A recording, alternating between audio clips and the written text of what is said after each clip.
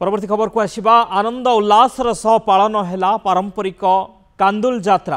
कंधमाल बालीगुड़ा अंचल पुरातन पारंपरिक कांदुल जात्रा पुरोहितों द्वारा नीति निर्घंट होगा पर बालीगुड़ार अधिष्ठात्री देवी माँ पाटखंडा माँ बराल देवी निकट में प्रति वर्षर नुआ कांदुल और शिंब मंजी अर्पण करा अंचलर मूल बासिंदा माने 100 वर्षर ऊर्ध्व समय धरी परंपरा को चलाई आसी। मुख्यतः धातुकी फूल, पलास फूल, महुल फूल, शिंब और कांदुल मंजी माँ को अर्पण करा सहित भुआ, नड़िया, कदली आदि फल भोग करा जाए। मानसिकधारी यह पर्व में माँ निकट में छेली कुकुड़ा बलि दे था। राजा राजुड़ा समय यह यात्रा पालन हो आसुथिबारु बालीगुड़ा अंचलर किंबदंती एथिरे जोड़ी हुई रही।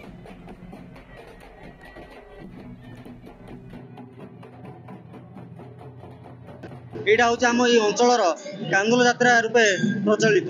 तो पूर्वपुरुष आम यही जात्रा को आमर पूर्वपुरुष पालन करुले। तो आज आम जाकचकमर सहित नुआ हिसाब से आम आज जो कांदुल झटा इत्यादि को आम नुआ माँ पाखे अर्पण कलापर ही आम ग्रहण कर पूर्वपुरुष प्रचलन अच्छी जो धूमधाम आज गोटे आम उत्साह करुचु।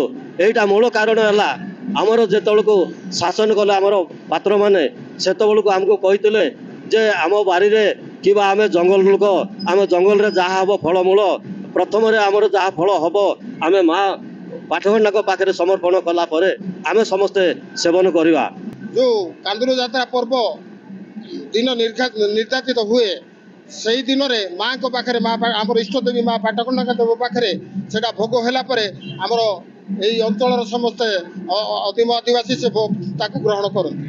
आज मो बहुत खुशी आज बालीगुड़ार बहु प्राचीन यात्रा कांदुल यात्रा माँ बराल देवी माँ पाटखंडा आशीर्वाद नहीं दर्शन करूँ। ए अंचल किभली भाव में मंगल हम माँ को जनईली।